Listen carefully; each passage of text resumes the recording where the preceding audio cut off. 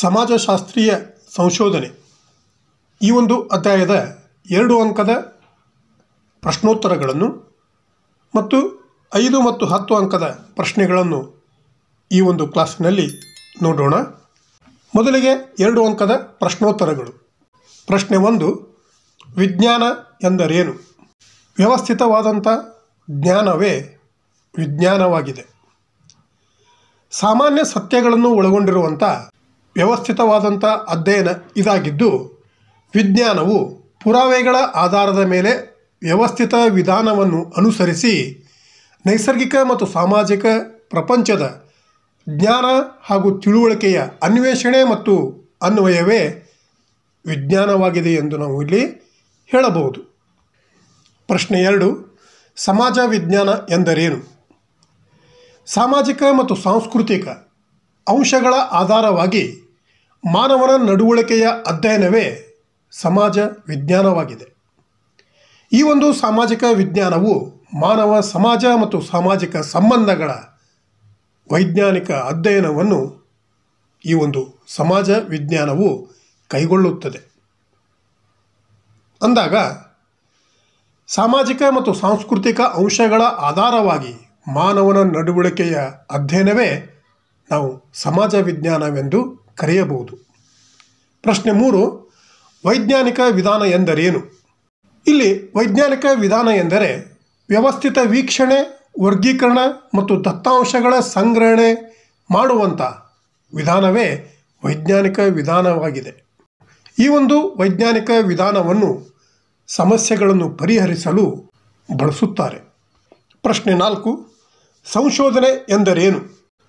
ಸಂಶೋಧನೆಯು ಸತ್ಯದ ಶೋಧನೆಯಾಗಿದೆ, ಅಲ್ಲದೆ ಹೊಸ ಜ್ಞಾನದ ಅನ್ವೇಷಣೆಯಾಗಿದೆ. ಅಸ್ತಿತ್ವದಲ್ಲಿರುವಂಥ ಜ್ಞಾನದ ಮರು ಪರಿಶೀಲನೆಯೇ ಈ ಒಂದು ಸಂಶೋಧನೆಯಾಗಿದೆ. ಅಂದ ಮೇಲೆ ಇಲ್ಲಿ ಕೇಂಬ್ರಿಡ್ಜ್ ನಿಘಂಟಿನ ಪ್ರಕಾರ ಸಂಶೋಧನೆ ಅಂದರೇನು ಅಂತ ನಾವು ನೋಡಿದಾಗ, ಸಂಶೋಧನೆಯು ಒಂದು ವಿಷಯದ ವಿವರವಾದ ಅಧ್ಯಯನ, ವಿಶೇಷವಾಗಿ ಅಂದರೆ ಹೊಸದಾದ ಮಾಹಿತಿಯನ್ನು ಕಂಡುಹಿಡಿಯಲು ಕೈಗೊಳ್ಳುವಂಥ ಅಧ್ಯಯನವೇ ಸಂಶೋಧನೆಯಾಗಿದೆ ಅಂತ ಈ ಒಂದು ಕೇಂಬ್ರಿಡ್ಜ್ ನಿಘಂಟಿನಲ್ಲಿ ಈ ಒಂದು ಸಂಶೋಧನೆಯ ಬಗ್ಗೆ ವ್ಯಾಖ್ಯೆಯನ್ನು ಕೊಡಲಾಗಿದೆ. ಪ್ರಶ್ನೆ 5, ರಿಸರ್ಚ್ ಪದದ ಉತ್ಪತ್ತಿಯನ್ನು ತಿಳಿಸಿರಿ. ರಿಸರ್ಚ್ ಇದನ್ನು ನಾವು ಸಂಶೋಧನೆ ಅಂತ ಕರೆಯುತ್ತೇವೆ. ಸಂಶೋಧನೆ ಎಂಬ ಪದವು ಫ್ರೆಂಚಿನ ರಿಸರ್ಚೆ ಎಂಬ ಪದದಿಂದ ಬಂದಿದೆ. ಸಂಶೋಧನೆ ರಿಸರ್ಚ್ ಎಂಬ ಪದವು 2 ಭಾಗಗಳನ್ನು ಹೊಂದಿದೆ. ರಿ ಎಂದರೆ ಪುನಃ ಮತ್ತು ಸರ್ಚ್ ಎಂದರೆ ಹುಡುಕುವುದು ಎಂದರ್ಥ. ಹೀಗಾಗಿ ರಿಸರ್ಚ್ ಎಂದರೆ ಪುನಃ ಅಥವಾ ಮತ್ತೆ ಹುಡುಕುವುದು ಎಂಬುದಾಗಿದೆ. ಈ ತೆರನಾಗಿ ಈ ಒಂದು ರಿಸರ್ಚ್ ಎಂಬ ಪದವು ಫ್ರೆಂಚಿನ ರಿಸರ್ಚೆ ಎಂಬ ಪದದಿಂದ ಉತ್ಪತ್ತಿಯಾಗಿದೆ ಎಂದು ನಮಗೆ ತಿಳಿದು ಬರುತ್ತದೆ. ಪ್ರಶ್ನೆ 6, ಸಂಶೋಧನಾ ವಿನ್ಯಾಸ ಎಂದರೇನು? ಈ ಒಂದು ವೈಜ್ಞಾನಿಕ ಅಧ್ಯಯನದ ನೀಲನಕ್ಷೆಯೇ ಈ ಒಂದು ಸಂಶೋಧನಾ ವಿನ್ಯಾಸವಾಗಿದೆ. ಇದು ಸಂಶೋಧನೆ ನಡೆಸಲು ಸಂಶೋಧನಾ ವಿಧಾನಗಳು, ಉಪಕರಣಗಳು ಮತ್ತು ತಂತ್ರಗಳನ್ನು ಒಳಗೊಂಡಿದೆ. ಸಂಶೋಧನೆಯನ್ನು ಹೇಗೆ ಕೈಗೊಳ್ಳಬೇಕು ಎಂಬುದನ್ನು ಈ ಒಂದು ಸಂಶೋಧನಾ ವಿನ್ಯಾಸವು ತಿಳಿಸುತ್ತದೆ.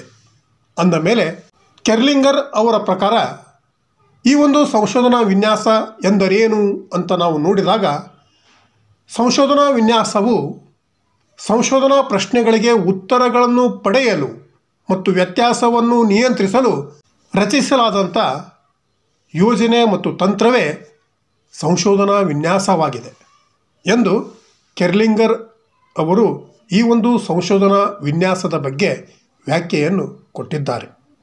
ಇನ್ನು 5 ಅಂಕದ ಪ್ರಶ್ನೆಗಳನ್ನು ಈ ಒಂದು ಅಧ್ಯಾಯದ ಮೇಲೆ ಯಾವ ತೆರನಾಗಿದೆ ಎಂಬುದನ್ನು ನೋಡೋಣ. ಪ್ರಶ್ನೆ 1, ವಿಜ್ಞಾನದ ಗುಣಲಕ್ಷಣಗಳನ್ನು ತಿಳಿಸಿರಿ ಅಂತ ಇದ್ದರೆ, 2, ಸಾಮಾಜಿಕ ವಿಜ್ಞಾನದ ಗುಣಲಕ್ಷಣಗಳನ್ನು ತಿಳಿಸಿರಿ. 3, ಸಂಶೋಧನೆಯ ಗುರಿ ಮತ್ತು ಸ್ವರೂಪವನ್ನು ತಿಳಿಸಿರಿ. ಮತ್ತು 4ನೇ ಪ್ರಶ್ನೆ, ಸಂಶೋಧನಾ ವಿನ್ಯಾಸದ ಮಹತ್ವವನ್ನು ತಿಳಿಸಿರಿ ಎಂದು ಈ ಒಂದು ಅಧ್ಯಾಯದ ಮೇಲೆ ಈ ತೆರನಾದಂಥ 5 ಅಂಕದ ಪ್ರಶ್ನೆಗಳಿವೆ. ಇನ್ನು ಕೊನೆಯದಾಗಿ 10 ಅಂಕದ ಪ್ರಶ್ನೆಗಳನ್ನು ನೋಡಿದಾಗ ಪ್ರಶ್ನೆ 1 ವಿಜ್ಞಾನದ ಪ್ರಕಾರಗಳನ್ನು ವಿವರಿಸಿರಿ ಅಂತ ಇದ್ದರೆ, ಪ್ರಶ್ನೆ 2 ಸಂಶೋಧನೆಯ ಪ್ರಕಾರಗಳನ್ನು ವಿವರಿಸಿರಿ, 3 ಸಂಶೋಧನೆಯ ಮಹತ್ವವನ್ನು ವಿವರಿಸಿರಿ ಹಾಗೂ ಕೊನೆಯ ಪ್ರಶ್ನೆ 4 ಸಂಶೋಧನಾ ವಿನ್ಯಾಸದ ವಿಧಗಳನ್ನು ವಿವರಿಸಿರಿ ಅಂತ ಈ ಒಂದು ಅಧ್ಯಾಯದ ಮೇಲೆ 10 ಅಂಕದ ಪ್ರಶ್ನೆಗಳು ಈ ತೆರನಾಗಿವೆ. ಈ ಒಂದು ವಿಷಯಕ್ಕೆ ಸಂಬಂಧಪಟ್ಟಂಥ ಪಠ್ಯಪುಸ್ತಕವು ಈಗಾಗಲೇ ಮಾರುಕಟ್ಟೆಯಲ್ಲಿ ಸಿಗುತ್ತಿದೆ. ಅದರ ಟೈಟಲ್ ಸಮಾಜಶಾಸ್ತ್ರೀಯ ಸಂಶೋಧನೆಗಾಗಿ ಸಂಖ್ಯಾಶಾಸ್ತ್ರ ಅಂತ ಇದೆ. ಇದನ್ನು ಪ್ರಶಾಂತ್ ವಿ ಹುಲ್ಕುಂದ್ ಅವರು ಬರೆದಿದ್ದು, ಈ ಒಂದು ಪುಸ್ತಕವು UG ಮತ್ತು PG ವಿದ್ಯಾರ್ಥಿಗಳಿಗೆ ಬಹಳ ಉಪಯುಕ್ತವಾದಂಥ ಪಠ್ಯ ಪುಸ್ತಕವಾಗಿದೆ.